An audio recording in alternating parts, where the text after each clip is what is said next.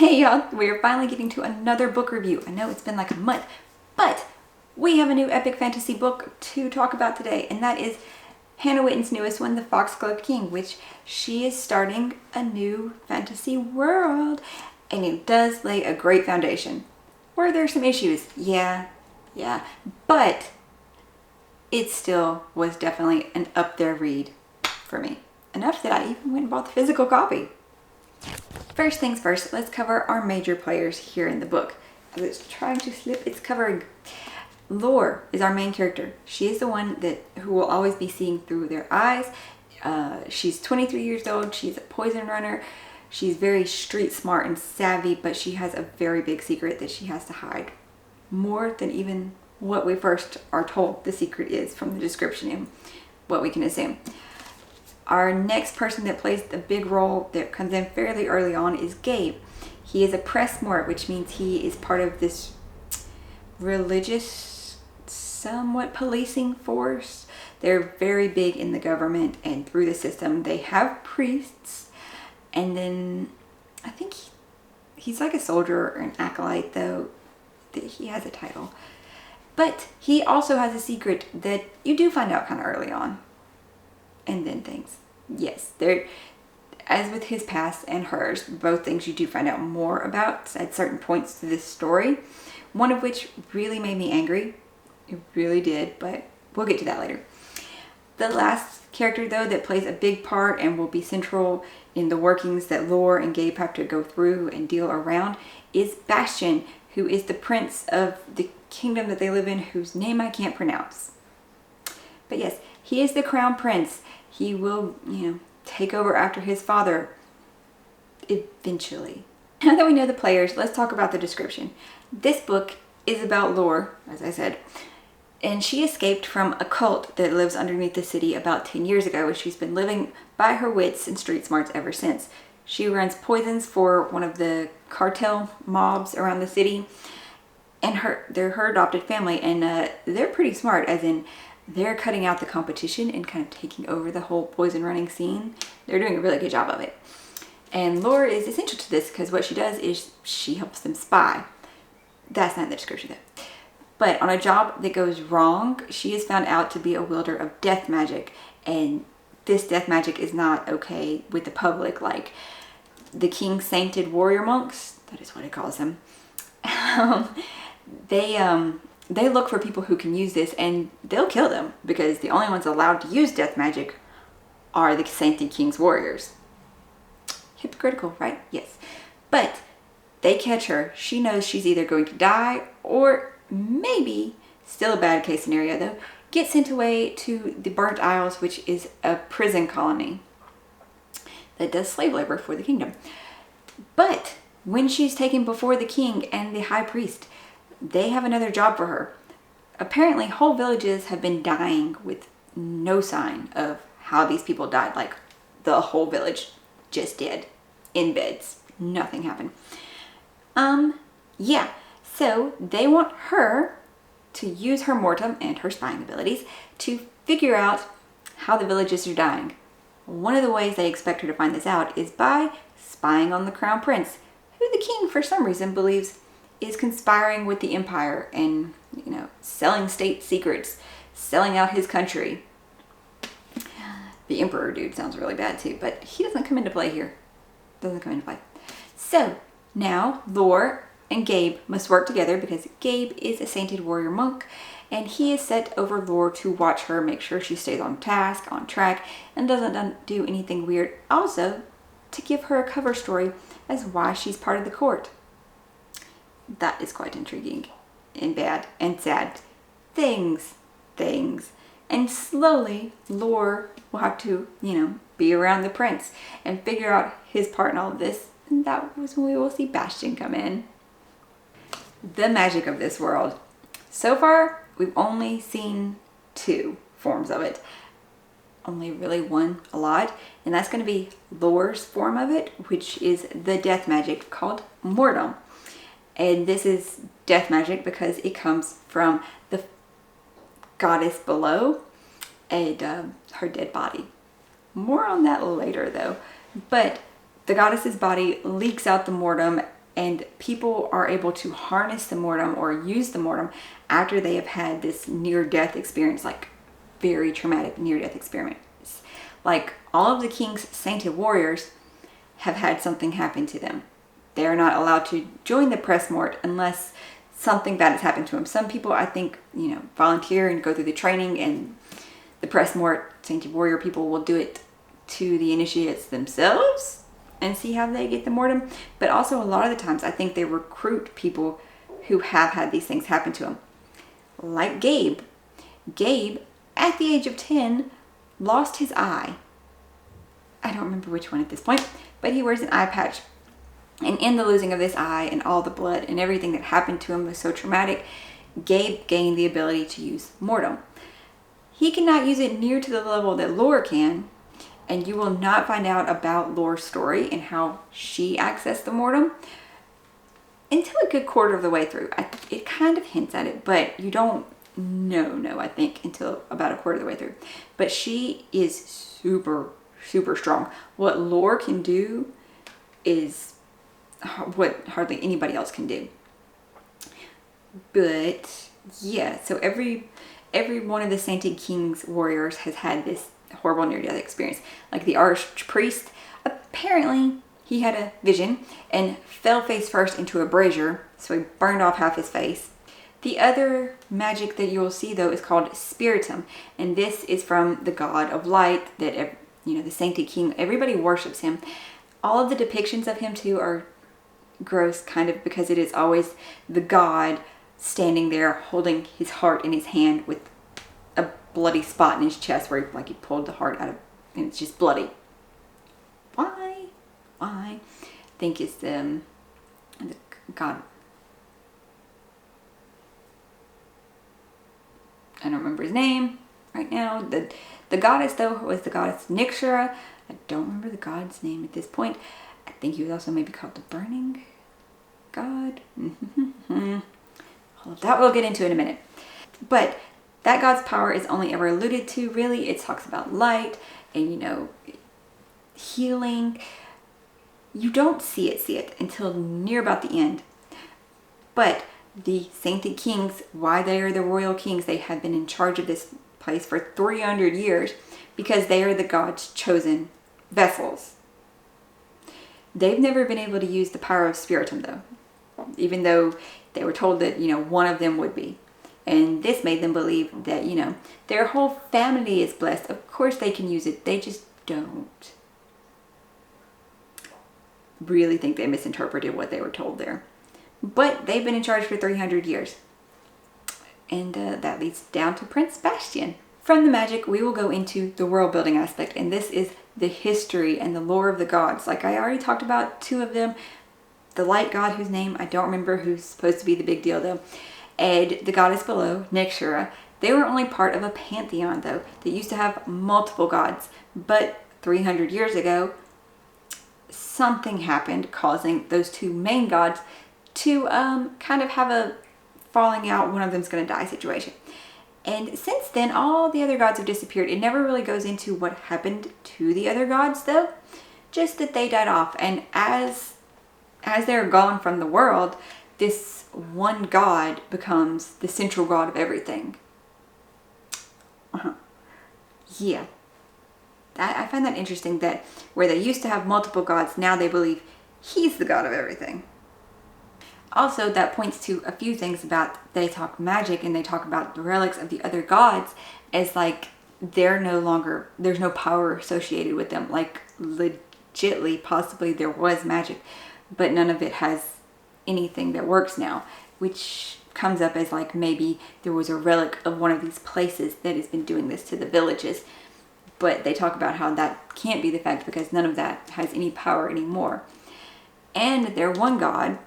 So the goddess Nixura apparently tried to cut out the god's heart, and then he killed her and her body fell to earth. So they know these gods were people or had physical forms or whatever, because they have her body underground that's leaking the death magic through the city of, And that is why the press mort was initially formed, was to contain this death magic. So that way it would, not reanimate things all over the city and not kill things and not do this and that. So they contain her magic. And this cult that Laura was supposed to have escaped from is actually a sect of the Sainted King's warriors and knights in the Pressmore. They live down there by her body, by her tomb, constantly. So these people never see the sun. I say people, it's all women. They never see the sun. They watch over the body to make sure that she's not coming back because she's become the villain in this tale. But her husband, the light god or whatever, disappeared 300 years ago as well, after the god fall in her body. And he spoke all of his words that became their holy book to this family that has been the ruling family, and said that, he would bless one of them with his power. As I said, that hasn't happened yet, but whatever. Interesting enough is that this holy book has been changed as years and years, because some of the things said they find they contradict, and so they will change things. One of the Pressmore is a librarian, and he has to work with Laura and Gabe as they're trying to, research, find out what's happening to the villages. And they start to notice some of these changes. And he's like, yes, books written at this time seem to directly have passages missing from books written at this time. Altering history to fit the political ideal or the religious ideal. I loved it. Outside of this one kingdom, though, we don't get to see much. We are told about the empire, and the young emperor that is there he's only a little bit older than our main characters, because I think when the thing happened with Gabe, it said he was 16, and this is Jax, and they describe him as being maybe a little bit mentally unstable. There is politics at play in this book. You will see the court intrigue games and stuff like that, but it's not like huge, I guess. I don't know.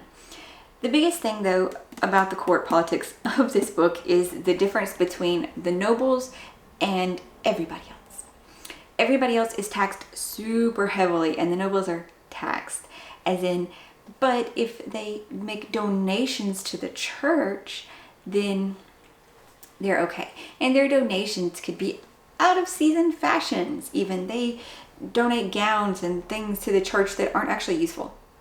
Yeah, so while everybody is taxed horribly and food is scarce and people, are barely able to eat and stuff, the nobles pay no taxes and live extravagantly.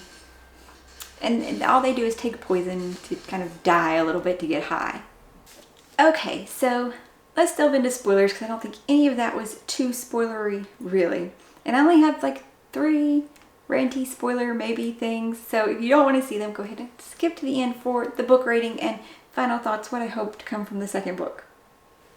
Biggest thing, I think, like just me thinking, but I think that all 3 of our main characters are reincarnated gods. Maybe they're vessels, because the dead kid did say the vessels reawaken, and maybe they're just vessels with just implanted sense that the other ones are too. But I think they're reincarnated gods, for one thing, because of how Laura, when she got her powers and whatever. And also, she's just so strong. She is so strong, even before her 24th birthday. And the fact that as soon as she saw both of the guys, like trying to run away in an alley, right, is when she meets Gabe. And seeing him stops her in her tracks as she's like, I just have this huge sense of, I know this guy from somewhere. Just seeing him, and she's like, I know him somehow. And then glancing Bastion and meeting Bastion, she has this same sense. And it's even, I think it was stronger with Bastion. Yeah, I'm pretty sure it was stronger with Bastion. But how would they have this innate feeling of knowing these people without ever meeting them before? I think they're just the reincarnated gods. I don't know which one Gabe could be. I know which one the other 2 are, for sure. But maybe they're just vessels. Maybe they're just vessels. I suppose that would work too. And probably the crazy Emperor Jax is going to be one as well. I don't know. It just seems like that's going to be how the story goes. That's my feeling. I could be wrong. But that's what my feeling is now. Nextly, a lot of people commented that they think that the love triangle is being set up. I don't. Because Bastion cares about Gabe as a friend. Like, he really wants to recapture their friendship they had when they were children. And so he knows how much Gabe cares for Lore, even though they can't be together technically because Gabe took a vow of chastity. Is that what it's called? I'm not sure. So I don't think that Bastion is going to try anything. Of course, yes, did he kind of flirt with her, but Bastion is a man whore. He is. And he admits to Lore, he's like, yeah, you're hot. But also it's like he's nothing deeper going on there. He said, sure, I'll have fun with you if you want to. We'll blow off steam. But that's it. And Lore sees Bastion as, okay, he's hot and he's a man whore, and she has no deeper feelings for him. She appreciates that he's smart and he's not who she thought she was, sure. But I see nothing but friendship forming there. Barely that even starting, really. Allies, yeah. She cares about Gabe, though. She was totally on board to corrupt the Pressmore into giving up his vow of chastity. So, no, I don't see the love triangle thing happening. If it happens in the next book, she better play it out more like there's got to be a reason for it. There's got to be a build up to it, like of feelings changing and stuff, because it's not there now. It is not. And the last thing that made me so mad, though, was the contradiction of Gabe's story, like his backstory. So he was kind of forced to become a Pressmore by the whole, eye being taken thing. So he got access to the Mortem. So the Brotherhood, it's like, okay, you have to be a Pressmore. But it's not just because he had access to Mortem. They said his family was in disgrace, and the only way to save his family's honor and, make them think he wasn't a traitor was if he joined it. At 10 years old, he just watched his father be murdered. And he thought he was about to die. He'd lost his eye and everything. And the crazy emperor's right there when he, of course, so he says it to stay alive. He says, I'll follow you. And the emperor's like, I'm just going to send you back to your king and let him know you said this. But I'm not going to trust the son of a traitor. And the king, in all his horribleness, and the high priest using Gabe, all of this indoctrination and brainwashing of Gabe and making him think he has to join this because at 10 years old, the king told him, of course you knew that your father was a traitor. How could you not have known? You were there with him. Why were you there with him if you weren't part of your father's plans? And then she reveals later, because that was earlier when Gabe revealed his backstory to Lore. Then we find out that the only reason Gabe was actually there that summer, only reason he was with his father, not because he knew his father's plans, because of course he didn't, and not because he wanted to be. He and Bastion had been at court that summer, being friends, best friends, and then they have a 10-year-old boy fight. And so Bastion tells his father he doesn't want Gabe there because he's mad at him. And so the king sends Gabe home. So now, after hearing that the king questioned why Gabe was with his father, how could he not have known? Gabe was only there because the king sent him away from court. I'm sorry, that was just the hugest angry moment to hear what happened to a 10-year-old and that they blamed it on the 10-year-old and said he had to have known more when it was literally the king's fault. I'm going to stop ranting about the book now and just go into the rating and my thoughts, final thoughts, what I hope from the sequel. The rest of the series, I don't know how long it's going to be. It just said it's called The Nightshade Crown. That's what this series of however many it's going to be. So the book overall got a 3.75 stars because while the execution, had some issues, ups and downs, a little bit of character problems I had, it did really well. I like the foundation she laid. I think I see where it's going and I like what we got and what we can look forward to. Also like the vibe at the end and how our character got to the end and what we were able to do. What I hope to see from the next one is both of our characters working with their powers, maybe leveling up. Well, I don't know if Lore can level up, but she needs to master her massive amounts of power she has because she's never gotten to work with it much, being in hiding, her whole life. She's never used her powers for hardly anything. She's tried to hide them away, try to make sure they didn't exist. And also, I really, really want to see more of the history, more of the stuff of the past found out because it mentions that before the 300 years ago, before the Godfall thing, they don't know much. I guess it wasn't recorded too much or it was just, edited out, at least in their country. They don't know much about what was happening. They have no hardly anything. So I want to dive into that, but that is just my own particular brand of how I love my fantasy with, you know, history. That's what I love. But I really want to see her and Gabe too. I want to see that made up. I want to see somehow that work out, because it seems like an impossible thing, because he, you know, he has this vow of monthly chastity going on. And are more countries of the world. I need that emperor person. We need to get more known about him. More found out about the rest of the world. Expansion. So yeah, I can't wait to see how she takes it in the next one.